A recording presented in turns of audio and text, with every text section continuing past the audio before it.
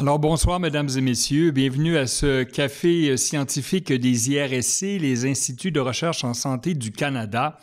Alors ce soir, on a un thème que moi je trouve fort inspirant, un thème de l'avenir, un thème que le grand public ne connaît pas nécessairement, mais pour qui de nombreux individus en recherche y voient là une grande piste d'avenir. Alors notre thème c'est génome, grossesse et petite enfance. Qu'est-ce qui rattache tout ça? Eh bien, c'est un mot qui s'appelle épigénétique. Alors, peut-être que la majorité d'entre vous connaissez la génétique. Alors, en génétique, ce qu'on connaissait jadis, c'était que, dans les années 50, Crick et Watson ont fait une grande découverte. Ils ont découvert qu'il y avait une molécule qui encodait pour la vie, ça s'appelait l'ADN, l'acide désoxyribonucléique. Ça a été le grand paradigme des années 50. On croyait avoir élucidé quelque chose. Voilà de l'information stockée, c'est cartésien. On sait qu'il y a un code et ce code-là va donner naissance à un être humain et celui-ci va se reproduire et ainsi de suite. Mais soudainement, dans les années 70, des chercheurs, avec l'avènement de la biologie moléculaire, commencent à faire des découvertes importantes et se rendent compte que ce paradigme-là n'est peut-être pas la réalité. On a découvert dans les années 70 que de l'ADN, on faisait de l'ARN, on faisait des protéines, mais là, on s'est rendu compte que l'inverse est peut-être possible, la transcription peut être inversée, on peut passer de l'ARN à l'ADN, et là, soudainement, les gens se sont dit, du code génétique au phénotypage, on n'a peut-être pas quelque chose de complet.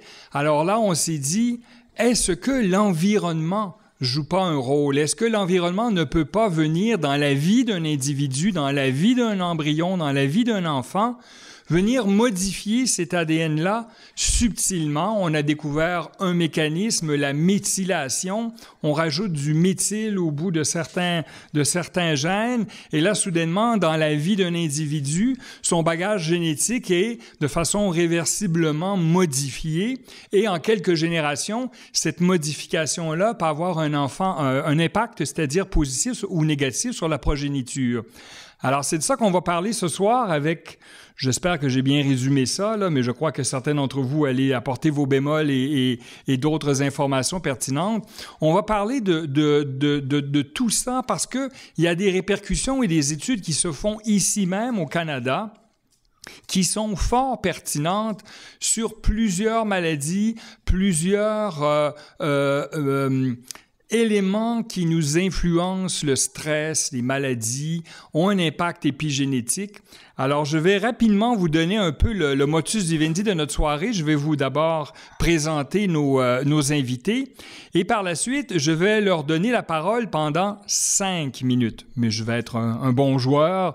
Ça peut être 6, ça peut être 4 s'ils sont rapides, ça peut être 7. Alors, je vais d'abord les présenter parce qu'on n'est pas pour rester devant eux comme ça sans les présenter. À ma gauche, donc à votre droite, il y a d'abord Suzanne King, qui est chercheure au Centre de recherche de l'hôpital Douglas. C'est une spécialiste de la compréhension de la schizophrénie, du stress maternel prénatal et de la psychopathologie développementale. À ses côtés, oui, c'est bien ça, Madame Diane Brisson, chercheure à l'Université de Montréal et au laboratoire Écogène 21 de l'hôpital de Chicoutimi. On va parler certainement de diabète de grossesse. Je crois qu'elle a fait des percées majeures il y a quelques années dans ce domaine-là. Tout de suite, à ses côtés, il y a Mme Mylène Duplessis-Brochu, je ne me trompe pas, nutritionniste à la Fondation Holo. Moi, c'était une découverte pour moi, je n'ai pas d'enfant, mais Holo vient en aide aux mères qui ont besoin pour les premiers 1000 jours de la grossesse et des 2 ans de l'enfant, d'un support nutritionnel. On y reviendra tantôt. J'ai Mme Linda Boy à ses côtés, du CHU Sainte-Justine et du département de psychologie de l'Université Queen's. Elle nous vient des Pays-Bas, je ne me trompe pas, oui. Vous avez fait vos études à l'Université de Leiden. Alors, elle utilise plusieurs pistes pour regarder l'impact du stress, sur la génétique de la sérotonine, on en parlera tantôt. Et pour terminer le tout, le docteur Pierre-Éric Lutz de la Faculté de médecine de l'Université de Strasbourg, qui est maintenant à l'Institut de recherche Douglas et dans le groupe d'études sur le suicide à McGill. Lui, il malheureusement étudie quelque chose qui ne devrait pas exister, la maltraitance chez l'enfant et les fonctionnements des systèmes opiacés sur ça. Alors, je vais d'abord commencer avec une dame ici qui a étudié quelque chose qui, pour moi, quand j'ai découvert ça, m'a beaucoup stupéfait. Parce que moi, ça a duré 45 minutes, le grand verglas en 1998. Mais pour des centaines de milliers de Québécois, ce fut un grand stress. Certains ont été sans électricité pendant un mois. Alors, ces gens-là ont vécu quelque chose qui va nous rattacher à l'épigénétique. Comment des femmes enceintes, durant ce grand verglas-là, ont pu peut-être avoir eu un impact sur le développement de leur enfant. Vous avez 5 minutes pour nous fasciner. Allez-y, Mme King. Bonjour. Alors, moi, je ne suis pas une grande spécialiste dans l'histoire de la grossesse et les attitudes envers les femmes enceintes, mais il me semble qu'il y avait des grands changements dans nos attitudes sur les femmes enceintes depuis un certain temps. Alors, si on recule dans le temps de l'Ancien Testament biblique, là, on sait qu'on dorlotait des femmes enceintes. On ne voulait pas qu'elles soient bouleversées par quoi que ce soit. Même dans les années 40, 50, je sais qu'on traitait des femmes enceintes avec un certain respect, on les dorlotait, on les laissait pas travailler trop fort, etc. Mais là, il me semble qu'autour des années 60-70, il y avait un certain changement d'attitude avec tout le mouvement féministe, etc., que d'abord, les femmes, peu importe s'ils sont enceintes ou non, devront être capables de travailler, devront être capables de tout faire. I am woman, I am strong. Puis, je sais que quand moi, j'étais enceinte dans les années 1990, que je voulais pas que les gens me traitent de façon différente. En même temps, il y avait l'idée ou l'hypothèse que le fœtus était un parasite parfait, que peu importe ce que la mère mangeait ou ce qu'elle faisait, que le fœtus allait prendre ce dont elle avait besoin de la mère. Et s'il n'y avait pas assez de nourriture, ben tant pis pour la mère, le fœtus va aller prendre ce dont elle avait besoin. Alors, l'idée que la mère et son état émotif pourrait avoir une influence sur les fœtus, c'est vieux, mais comment est-ce qu'on peut vraiment tester ça? Alors, il y a beaucoup de recherches avec les animaux. C'est très facile. On prend des animaux enceintes, soit des rats, soit des singes. On les décide de façon aléatoire lesquels vont être stressés pendant la grossesse, lesquels ne seront pas stressés. Puis, on voit effectivement que les bébés, chez les animaux qui étaient stressés pendant la grossesse, ces bébés-là ont toutes sortes de problèmes. Il y a beaucoup de différences en termes de leur développement physique, cognitif, etc. Mais comment est-ce qu'on peut étudier ça chez l'être humain? Moi, comme chercheur, je peux pas prendre les femmes enceintes et dire, OK, vous allez dans une zone sinistrée, puis vous autres, vous allez au Club Med, puis on va comparer vos bébés après. Mais la Mère Nature a fait ça pour nous. Alors, en janvier 98, nous aussi, on était sans électricité pendant 7 jours.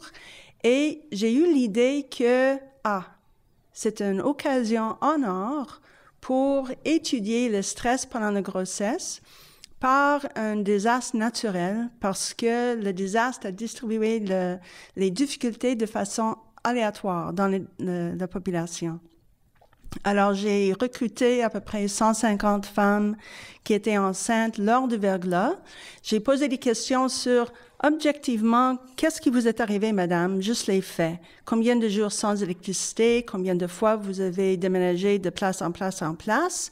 Mais aussi, j'ai demandé jusqu'à quel point vous étiez, ou vous êtes toujours en détresse à cause du verglas.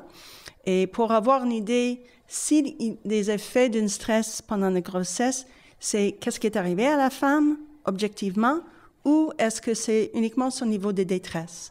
Alors, je suis à peu près 150 jeunes depuis 17 ans et je peux vous dire que juste le nombre de jours sans électricité pendant la crise de verglas, ça prédit le QI des enfants, ça prédit l'obésité, ça prédit la sécrétion d'insuline après un test de glucose et ça prédit aussi les mesures du système immunitaire qu'on appelle les cytokines. Alors, on voulait savoir comment ça se fait, c'est quoi les mécanismes de ça. Et quand les enfants avaient 13 ans, on a pris des échantillons de sang et avec Moshe Schiff à McGill et mon postdoc Lei Kao, on a regardé la fameuse épigénétique.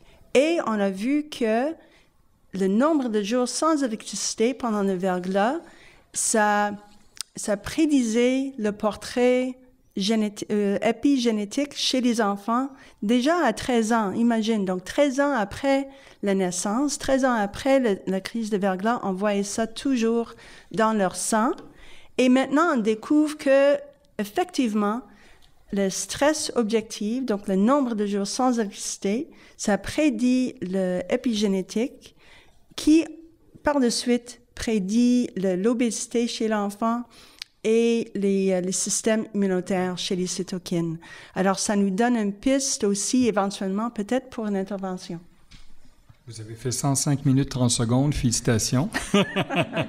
Moi, j'ai à peu près 20 questions à vous poser.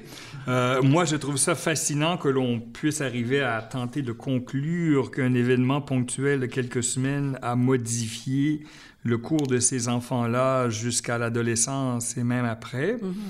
Je crois qu'il y aura certainement beaucoup de questions dans la salle tantôt. Merci beaucoup pour votre intervention. Madame Brisson, elle nous amène peut-être aussi dans la grossesse, dans un autre aspect de la grossesse. Souvent, les femmes souffrent qu'on appelle un diabète de grossesse. Donc, la découverte en 2010, Dr Brisson et Dr Luigi Bouchard ont découvert qu'il y avait un phénomène de méthylation, semblerait, qui avait fait chez ces pauvres enfants à naître qui affectaient la leptine. Elle va vous en parler. Et je crois qu'elle veut également vous parler de ce laboratoire Echogène 21 qu'on ne connaît pas beaucoup à Montréal ici. Alors, vous êtes affilié à l'Université de Montréal. Peut-être nous donner une perspective. Et qu'est-ce que ça veut dire? Comment est-ce que le diabète d'une femme peut affecter l'enfant à naître? C'est à vous, 5 minutes. Oui, merci. Alors, je vais prendre quelques secondes pour vous parler rapidement d'Echogène 21 parce que c'est quand même assez étranger à l'extérieur du Saguenay-Lac-Saint-Jean, malgré qu'on fait quand même des travaux qui sont grandement publiés. Donc, Echogène 21, comme on l'a dit, c'est affilié à l'Université de Montréal via le Centre de médecine génique communautaire et c'est situé au Saguenay-Lac-Saint-Jean. Donc, on est affilié à l'Université de Montréal, mais toutes nos activités se font à Chicoutimi, plus précisément. Donc, Écho pour environnement, gène pour génétique, génomique. Le 21, c'est pour le 21e siècle parce qu'Echogène 21 est né au début des années 2000, mais c'est aussi en hommage à la Société des 21. Ceux qui ont des notions d'histoire sauront que je parle de la société qui a fondé le Saguenay-Lac-Saint-Jean.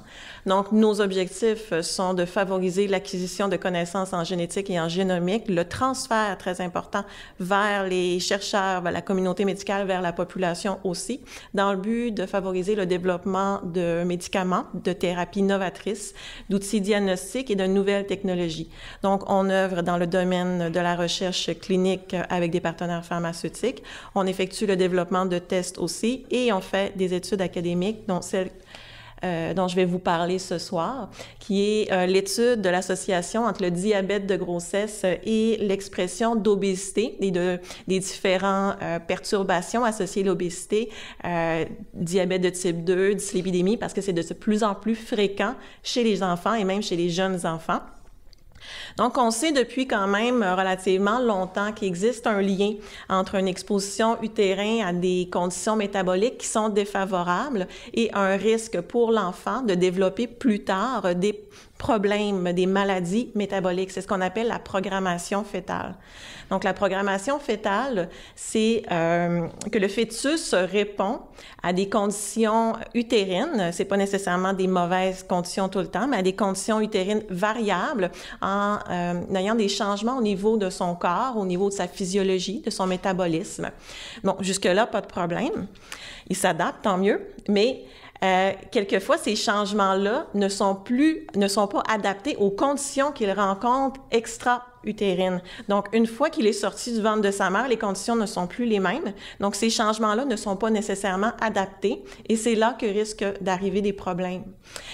Le diabète de grossesse est certainement une des conditions plus fréquemment associées à des conditions métaboliques néfastes au niveau de l'utérus, au niveau du milieu utérin, puisque ça affecte de 6 à 18% des grossesses. Des résultats démontrent de plus en plus que la programmation fœtale serait régie en tout ou en partie par des modifications épigénétiques, comme on l'a mentionné, donc des variations épigénétiques au niveau du génome du fœtus. Mais c'est encore très nébuleux, malgré le nombre de publications qu'on voit. C'est des petites pièces de casse-tête que l'on met dans la sphère des connaissances et on connaît pas encore tout. Nous, donc, dans une envie, dans un souci de mettre notre petit grain de sel dans cette mer de connaissances, on a mis sur pied un projet en 2006 afin d'essayer d'apporter quelques réponses. Donc, ce projet-là se divise en 2 phases. Donc, une phase qui est la phase de grossesse où on a recruté des femmes au début de leur grossesse. On en a recruté 300 au premier trimestre de grossesse. On les a suivies de façon très serrée tout au cours de leur grossesse avec aux 3 trimestres de grossesse avec des prélèvements sanguins, des évaluations cliniques très fines, biochimiques très fines aussi, pour avoir vraiment un portrait très détaillé de la santé de la femme, de ses habitudes de vie, de son histoire familiale aussi. On a vu le papa aussi, histoire de ramasser sa contribution génétique à l'enfant. Au moment de la grossesse, on s'est assuré d'obtenir très rapidement, et ça a été quand même un défi pour une petite équipe, des échantillons de sang, de cordon et de placenta. Donc, défi parce que les accouchements ne nous attendent pas de 8 à 4, ça se fait n'importe quand. Donc, ça a été un défi et malheureusement, on a perdu quelques femmes en cours de route parce qu'on a perdu les accouchements. Ensuite, on a aussi, après l'accouchement, obtenu de l'information sur le bébé. Donc, les premières informations qu'on avait, son poids, l'indice Apgar, le mode d'accouchement, le mode d'alimentation de l'enfant. Et on a commencé à faire des analyses. Bien entendu, on n'a pas attendu. On a commencé, à mesure qu'on avait les femmes, que la puissance statistique était là. Et on a vu que le diabète de grossesse est associé, et là je fais attention aux mots parce que associé est important en sens, non pas cause, et donc il faut faire attention au vocable quand on parle, est associé à des changements épigénétiques qui ne sont pas distribués au hasard au niveau du sang cordon et du placenta. Ces changements épigénétiques-là sont précisément dans des gènes qui sont associés à l'expression de l'obésité et du diabète de type 2. Donc là, très intéressant, la leptine, la dyponectine. La question maintenant, c'est est-ce que ces changements-là sont encore présents chez l'enfant quelques années plus tard? Est-ce que ces changements-là sont associés à des modifications du développement de l'enfant? Donc, c'est ce que notre deuxième partie d'étude va nous permettre d'analyser. Donc, à l'âge de 7 ans, donc on a commencé en 2014, on a commencé à recruter les enfants au fur et à mesure qu'ils avaient 7 ans. Les enfants et la mère aussi, parce qu'on est intéressé toujours à avoir les habitudes de vie. Et bon, c'est peut-être plus efficace de demander à la mère que de demander à un enfant de 7 ans c'est quoi ses habitudes de vie. Donc, on a recruté les deux et on l'a... bon, l'échantillon est encore petit parce qu'il faut attendre que les enfants vieillissent. On fait une évaluation clinique très, très fine, encore prélèvement sanguin, et on espère que ce recrutement-là nous permettra d'obtenir des réponses aux résultats qu'on a obtenus avec la première phase. Donc, à suivre à long terme. Oui, mais suivre. Déjà, dès le début, il y a des changements. Oui, tout à fait. C'est fascinant parce que vous deux, vous travaillez sur la grossesse, vous travaillez sur l'impact du stress, de la pathologie sur le développement de l'enfant. On y reviendra dans la période de questions. Là, on va se déplacer. Je crois que la nutritionniste vient à la fin, donc on va aller voir Mme Boyd. Bonjour, Mme Boyd. Vous utilisez toutes sortes de choses, je comprends bien, de l'imagerie, la génétique, l'épigénétique, l'évaluation émotive et cognitive. Vous, c'est les troubles de l'humeur, j'ai l'impression, les problèmes agressifs et tout ça. Comment est-ce que ça a un impact sur nos épigènes? Alors, vous avez 5 minutes pour nous parler de ça. Allez-y. Merci pour l'invitation. Donc, il y a plusieurs études qui montraient qu'il y a une association entre l'environnement prénatal et la santé mentale, le problème de santé mentale plus tard dans la vie. Donc, le but de notre recherche est d'identifier les mécanismes moléculaires qui peuvent expliquer cette association. Donc, nous sommes intéressés dans les facteurs épigénétiques qui peuvent expliquer le lien entre l'environnement prénatal et le développement du cerveau et le comportement incluant le risque de psychopathologie. Donc, comme Dr. King a déjà présenté, quand on étudie l'impact des facteurs prénataux chez l'humain, il y a beaucoup de défis, il y a quelques défis. Et une des défis est qu'on ne peut pas manipuler expérimentalement l'environnement prénatal. Donc, avec les animaux, par exemple, on peut une méthode de recherche très connue est qu'on peut séparer de l'animal de sa mère et on peut étudier les conséquences pour le développement. Donc, c'est sûr qu'avec les humains, c'est impossible de faire ça. Donc, dans notre programme de recherche, nous faisons des études prospectives, des études longitudinales, et ça veut dire nous suivons régulièrement les personnes depuis la naissance ou même depuis la grossesse sur une longue période de temps. Et l'avantage des études prospectives est qu'on peut garder la qualité de la mesure prénatale. Donc, ces mesures ne sont pas dépendantes de la mémoire, par exemple, des participants. En plus, un deuxième défi quand on va examiner l'impact du stress précoce chez l'humain est le rôle de les gènes qui peuvent influencer le développement du cerveau. Donc, l'effet de génotype. Donc, pour contrôler pour les facteurs génétiques, nous étudions des jumeaux monozygotes. Ce sont les jumeaux qui sont génétiquement identiques. Donc, chez les jumeaux monozygotes, chez les jumeaux génétiquement identiques, la différence entre les jumeaux de même père, comme par exemple physiquement ou par rapport à leur comportement, par exemple, devrait être causée par l'environnement. Donc, c'est une façon de contrôler pour les facteurs génétiques. Donc, dans ce cadre, il y a quelques études chez les jumeaux en cours. Dans une de nos études, nous étudions des jumeaux de nouveau-nés qui sont présentement recrutés dans quelques hôpitaux ici à Québec. C'est en collaboration avec quelques institutions à Québec. Et nous étudions l'association entre l'environnement prénatal qui est exprimé par le poids à la naissance et leur profil épigénétique à la naissance et dans les premières années de la vie. Et le travail épigénétique est en collaboration avec le laboratoire de Dr. Schiff à Montréal, à l'Université McGill.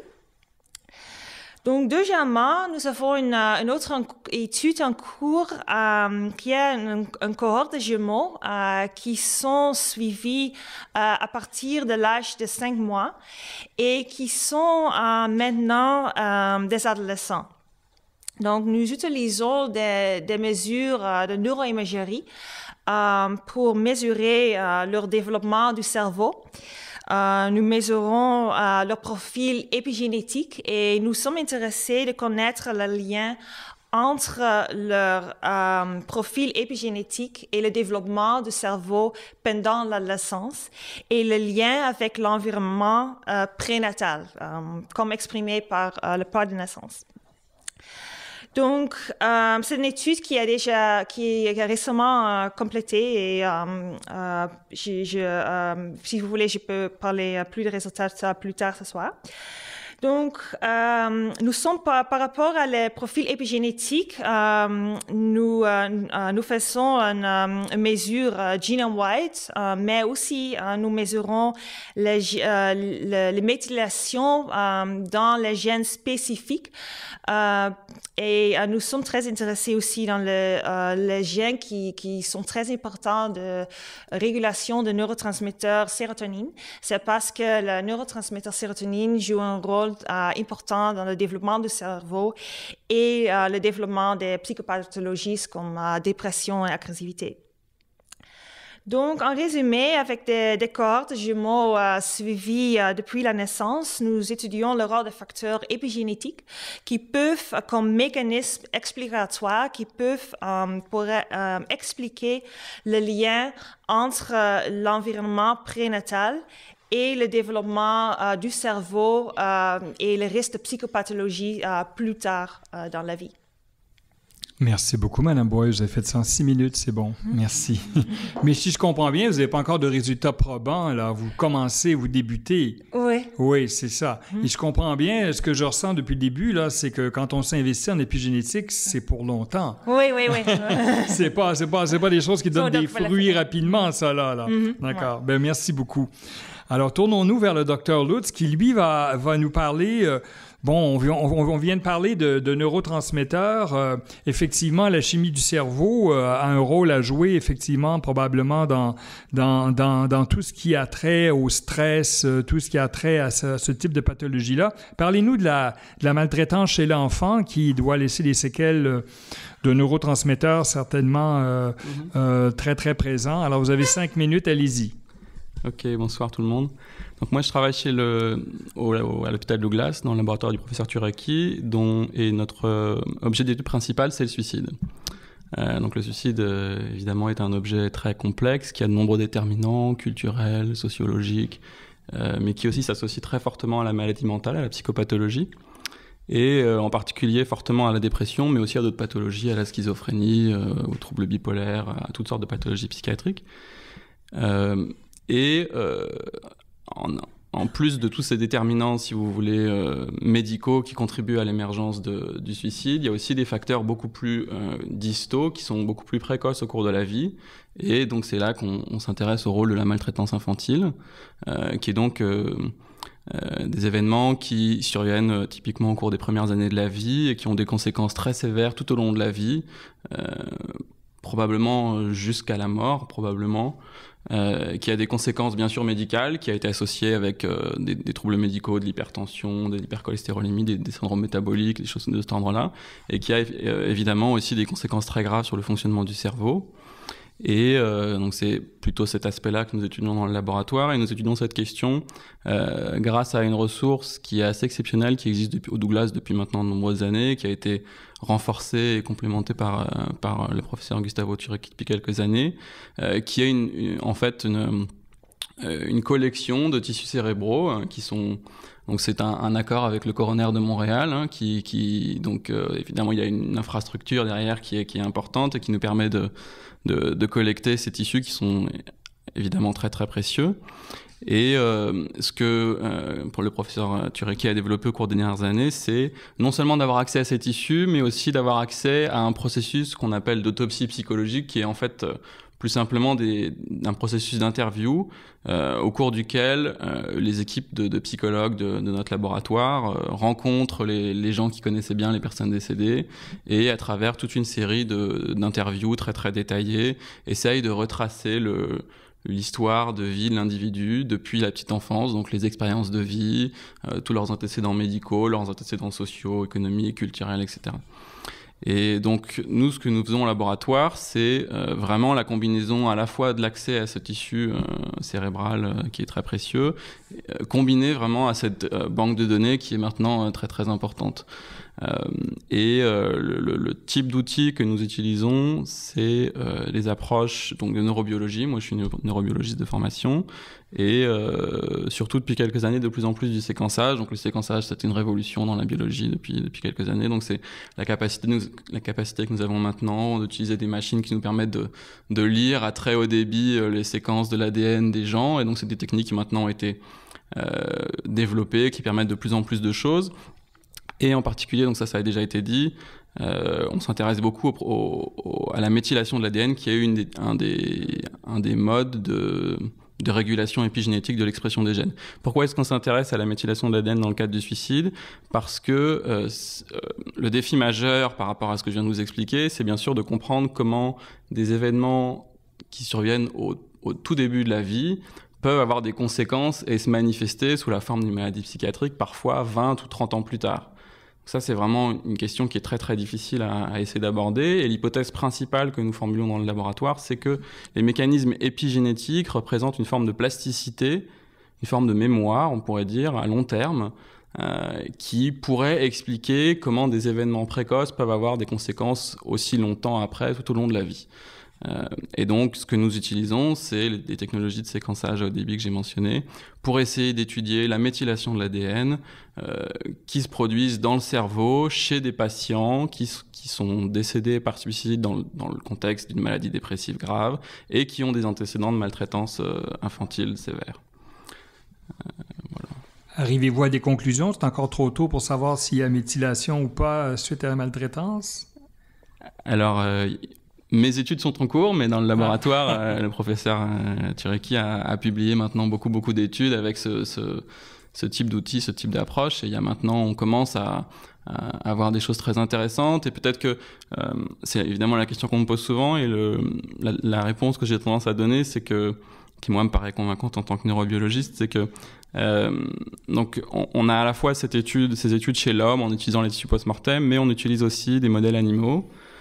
En collaboration avec le professeur Michael Mini, qui a développé un modèle de soins maternels chez le rat. Alors ça peut paraître un peu tiré par les cheveux, mais c'est un modèle dans lequel, si vous voulez, si vous observez des mamans rats pendant la première semaine de vie, vous pouvez voir qu'il y a une distribution naturelle de la fréquence et de la quantité des comportements maternels exprimés par les mamans rats. C'est quelque chose de très stable, qui est reproductible d'une portée à l'autre, etc.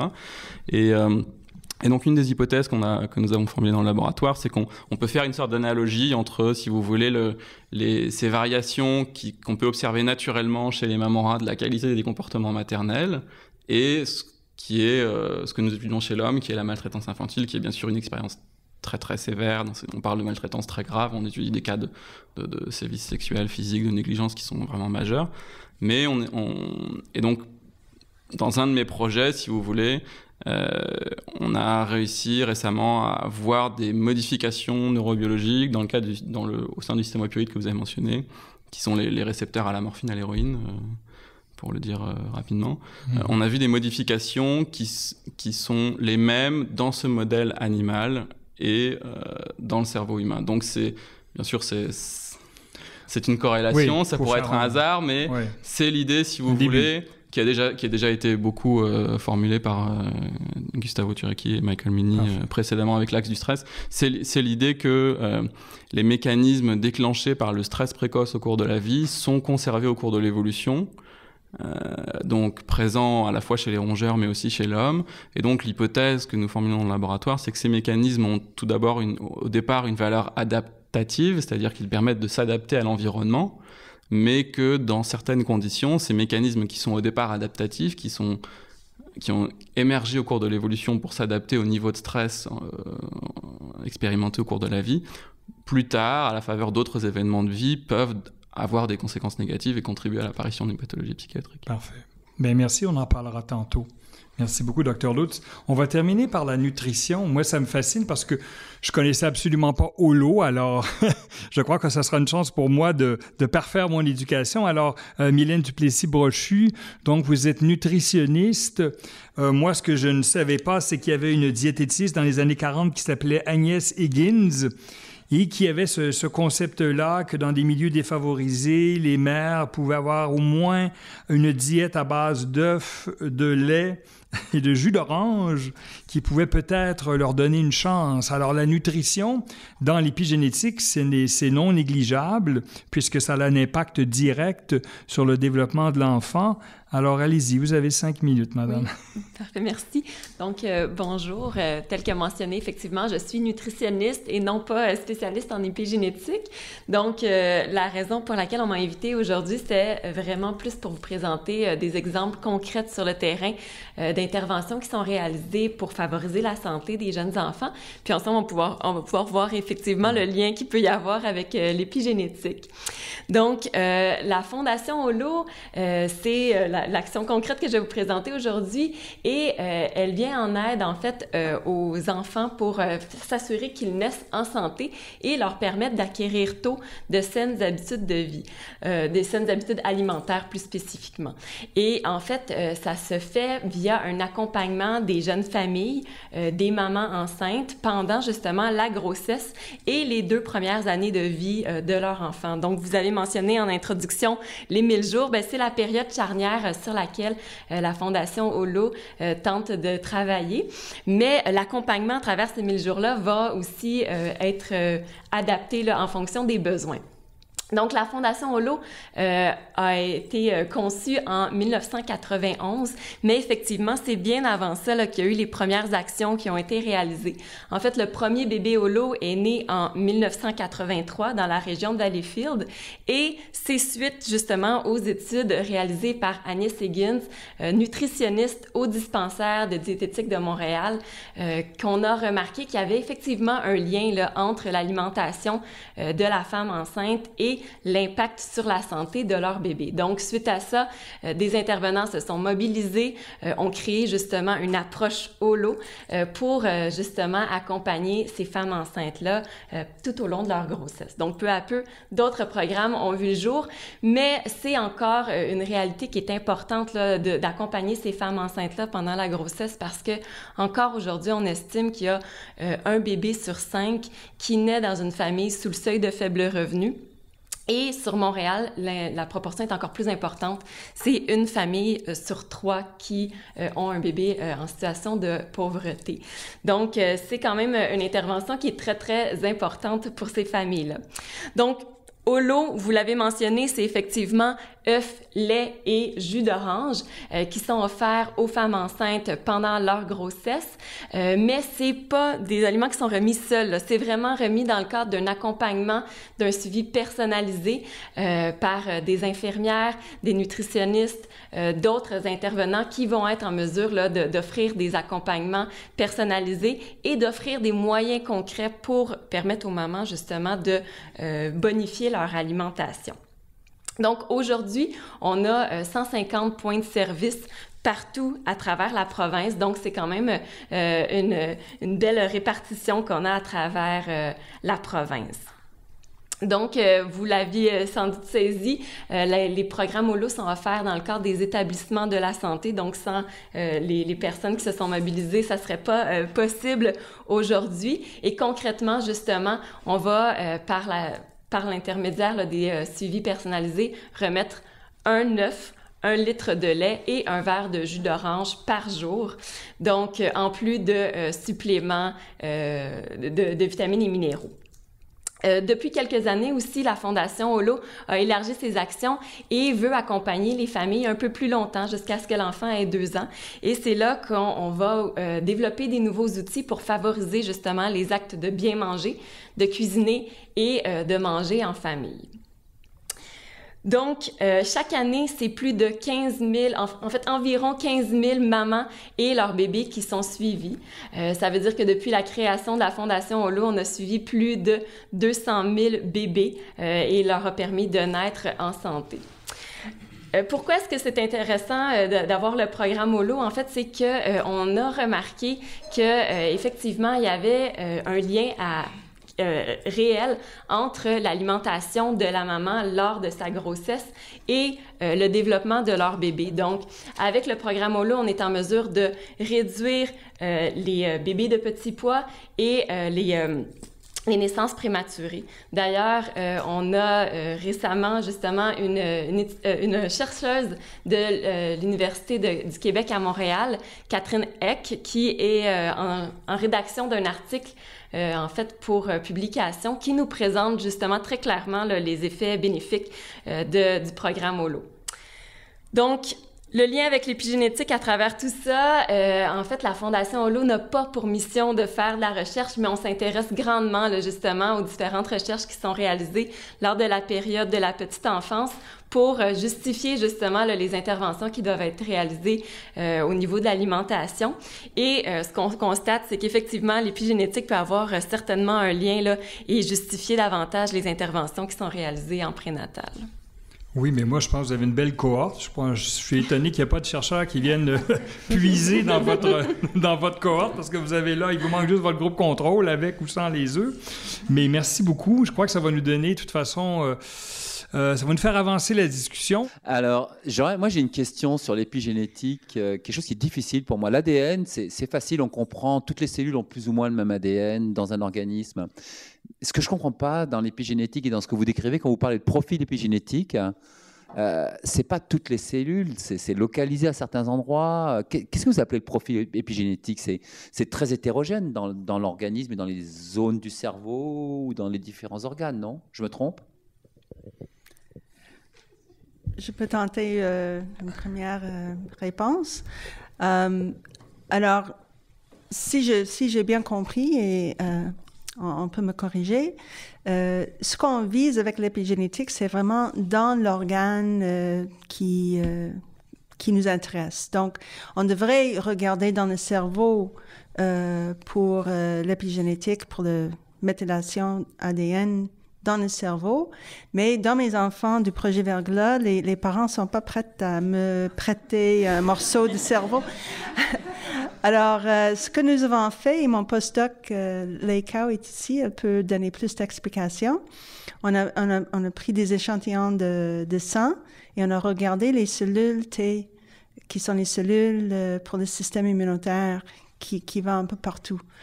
Et ce que Lei a trouvé, c'est que la méthylation de certaines parties du gène, ça a le même niveau de méthylation si on prend les cellules T du sang ou sur le sang en général, et même dans la salive des enfants 3 ans plus tôt.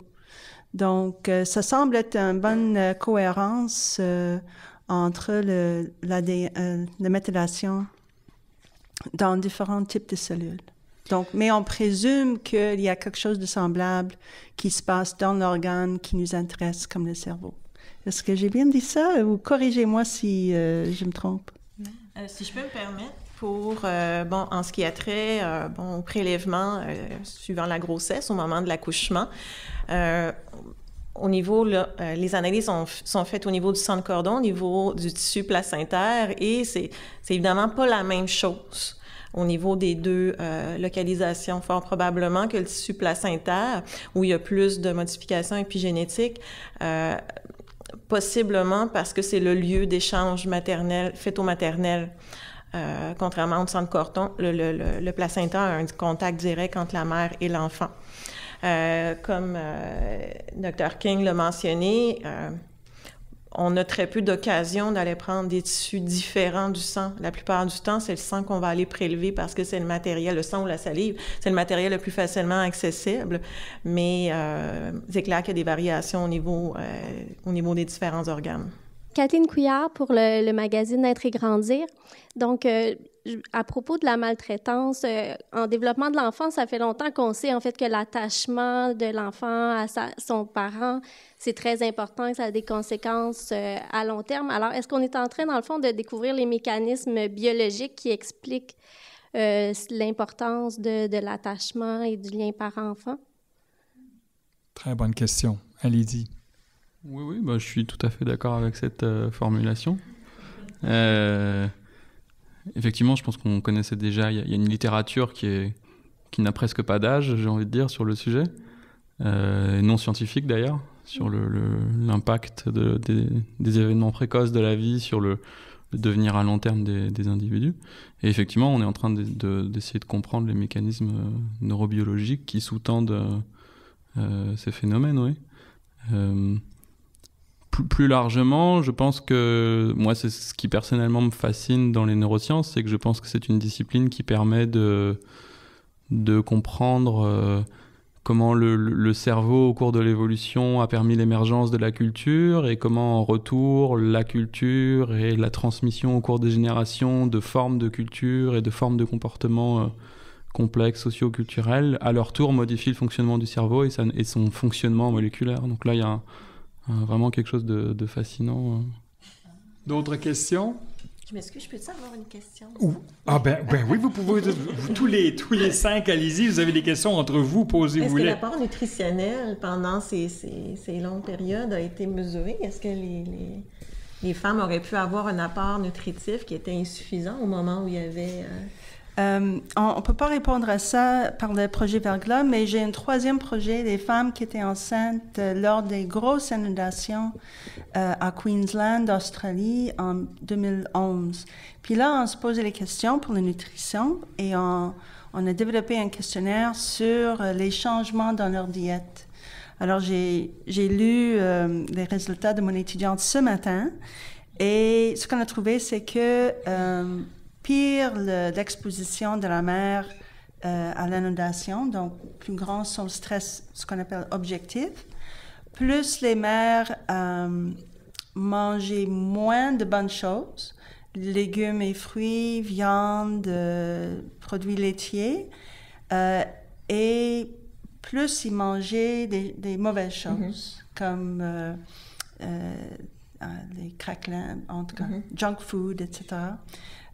Sauf que quand on a regardé la relation entre les changements de nutrition et le poids à la naissance, plus les mères mangeaient des fruits et légumes, plus petit le bébé à la naissance. Alors, on a eu la conversation pendant le souper et dans le fond, ce groupe d'enfants était à la naissance au-dessus de la moyenne. Alors, on se demandait si dans le fond, c'était pour réguler le poids à la naissance. Mais on n'a pas réfléchi longtemps. Francine Lheureux, je suis nutritionniste, je travaille dans un C3S à Laval. Moi, j'avais une question concernant les mamans qui avaient vécu beaucoup de stress là, pendant leur grossesse. Est-ce que vous avez pu remarquer, est-ce qu'il y avait certains éléments qui étaient des protecteurs ou qui pouvaient diminuer un petit peu les effets négatifs du stress pendant la grossesse? Bonne question. Tous les chercheurs, on aime beaucoup les choses qui sont des risques, mais les protecteurs, etc., on est moins porté à regarder ça. Mais dans mes études, on a inclus des mesures de support social par l'entourage et aussi par le partenaire.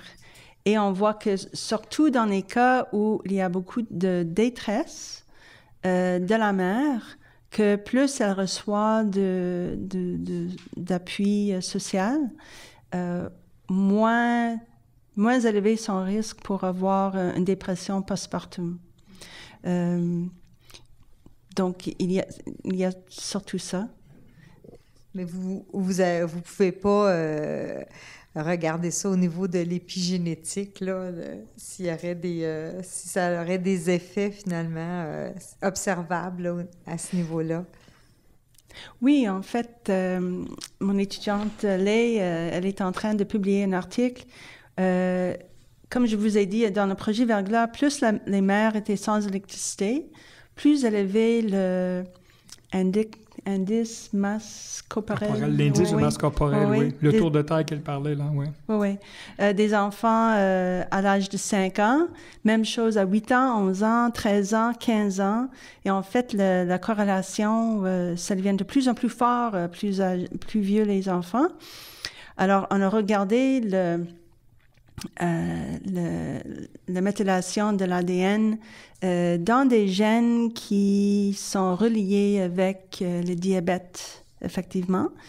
Et on a vu qu'effectivement, il y avait un lien. Donc, plus de jours sans électricité, plus de changements au niveau de méthylation et un changement au niveau de indice... De masse corporelle. ICM. IMC. En français, oui. Là, vous m'avez en anglais, là, vous. Là. Mais ce qui est intéressant, c'est que plus de jours sans électricité, plus grosse l'enfant. Ah oui. Mais le chemin à travers l'épigénétique, ça a diminué l'indice de masse corporelle de l'enfant. Donc, c'est quasiment comme si c'est protégé. Donc, ça expliquait en fait pourquoi les enfants n'étaient pas plus grosses, encore plus grosses. Vous comprenez? Donc, plus de jours sans électricité, plus grosse l'enfant. Mais plus de jours sans électricité, plus petit la méthylation, plus petit l'enfant. Donc, dans le fond, la méthylation qu'on a regardée, ça protégeait l'enfant d'être même plus grosse qu'elle est. C'est pas ça qu'on cherchait. Moi, je voulais expliquer pourquoi les enfants étaient grosses, mais là... Il fait un effet protecteur inverse. Pourquoi ils n'étaient pas encore plus grosses, c'est ça. Ouais. Holo me semblait une cohorte potentielle. Je me suis dit, voilà quelque chose de fantastique, des gens qui reçoivent un dosage de vitamines et d'aliments. Est-ce qu'on peut les suivre? Est-ce que c'est faisable? Et là, j'ai eu toutes sortes de bémols. On pourrait peut-être en parler avec les gens ici. Est-ce qu'on peut faire de la recherche avec un projet comme Holo? C'est quelqu'un qui veut se commettre. Vous m'avez donné quelques bémols tantôt. Oui, ça se fait sans doute. Avec beaucoup de précautions, parce que faire de la recherche chez l'être humain, c'est déjà quelque chose de difficile. Il faut s'assurer qu'il y a un consentement libre, éclairé, qu'il n'y a pas de consentement indu par une source externe. Et là, en plus, quand on fait de la recherche chez des populations qui sont vulnérables, et ça rajoute à la complexité de tout ça. Chez des patients, des gens, désolé d'information, chez des personnes qui sont vulnérables, qui sont peut-être aussi de milieux socio-économiques fort probablement défavorisés. Donc, la compréhension du projet, dans quoi ils s'embarquent, c'est sûrement très délicat. OK. Et pour Holo aussi, parce que ça vient perturber la façon de faire normale du don à faire, là aussi. S'il y a un chercheur comme Madame qui se joint à vous, là, sur le terrain, est-ce que ça peut perturber la façon dont on opère? Ou... c'est certain que actuellement, c'est ça, les interventions sont réalisées par plusieurs intervenants de plusieurs milieux différents et tout ça. Donc, la cohorte de potentiel est très éparpillée sur le territoire là, du Québec. Mais ça peut aussi donner une belle représentativité de la population effectivement, là, qui est plus vulnérable, évidemment, mais qui pourrait certainement être très intéressante à étudier. Mais là où, effectivement, ça peut être plus complexe, c'est, étant donné que c'est des clientèles qui rencontrent des professionnels de la santé pour avoir des conseils personnalisés, c'est tout l'enjeu de la confidentialité aussi là, qui rentre en compte. Donc, les activités de recherche qui sont effectuées actuellement sont toujours bien encadrées, mais aussi faites avec des données qui sont non invasives, là, qui sont vraiment des données de compilation. Il y aurait possiblement des recherches qui pourraient être faites, mais effectivement, là, il faudrait s'assurer qu'il y ait un bon cadre éthique là, autour de tout ça. Là. Moi, quand j'ai eu là-dessus, je suis physiologiste de formation, j'ai eu mon cours de base en génétique, je me suis dit, est-ce qu'il y a que la méthylation? Est-ce que des événements stressants, des pathogènes, des maladies peuvent altérer le gène autrement que par la méthylation? Est-ce qu'on a juste regardé la bonne chose ou il y a d'autres choses de possibles? Est-ce qu'il y en a qui veulent tenter de répondre? Il y en a d'autres, oui. Voilà, allons-y. Informez-nous. La méthylation est un changement épigénétique qui est stable, donc beaucoup plus facile à étudier. Il y a la modification de ce qu'on appelle des histones, qui sont les protéines qui sont impliquées dans la structure de... pas la structure de l'ADN, mais le fait que la chaîne d'ADN soit très condensée ou moins. Donc ça, c'est une modification épigénétique. Quand la chaîne d'ADN est très, très condensée, elle va être lue moins facilement par les enzymes, alors qu'elle est large. Elle va être lue plus facilement, donc le gène doit s'exprimer plus. Mais les modifications épigénétiques sont celles actuellement qui sont les plus étudiées. Donc, Probablement parce que c'est beaucoup plus facile. Parce que c'est plus simple à faire. Mais il y en aurait d'autres qui auraient peut-être un impact aussi sur les maladies, sur le développement, mais on ne les connaît pas. Alors, il y a encore des choses à découvrir ou... On les connaît, mais la technologie, il faut attendre la technologie. Ah, ben ça, c'est intéressant. OK. Il faudrait développer des nouveaux outils pour aller voir ailleurs. Oui. Bon, pourquoi vous avez peur de nous dire ça? Moi, je trouve que c'est porteur d'avenir. Là, on va aller faire des demandes de subventions pour aller regarder ça, non? Non? Oui, sans doute. Oui. Ou est-ce que la mutilation, c'est suffisant pour l'instant? Sûrement pas. Non? Il va falloir aller voir ailleurs. C'est mon opinion personnelle. Oui, c'est ça. Vous, qu'est-ce que vous en pensez? Vous réservez? Est-ce que vous avez une opinion là-dessus? Beaucoup de recherches qu'on peut encore faire. Mm-hmm. Oui, on est loin d'avoir... Et pour la méthodologie, pour comprendre les mécanismes, et donc pour appliquer ça dans le contexte de population clinique, etc. Donc, beaucoup de faire. J'aimerais vous remercier pour votre intérêt. Je voyais les regards, je voyais les yeux. Merci beaucoup. Je crois que nos 5 panélistes nous ont donné une leçon d'épigénétique. Moi qui n'en savais presque rien, je sors de ce 2 heures-là avec beaucoup même de pistes de reportage. J'ai même un collègue aussi dans la salle, 2 collègues journalistes. Alors peut-être que vous serez approchés dans les prochains jours. J'aimerais vous remercier pour votre temps, votre talent et votre expertise. Je vous souhaite bonne chance avec vos recherches. Et c'est ainsi que se termine ce café scientifique des IRSC. Merci beaucoup. Et on continue à caméra fermée, on continue cette discussion. Merci beaucoup. Bonne soirée.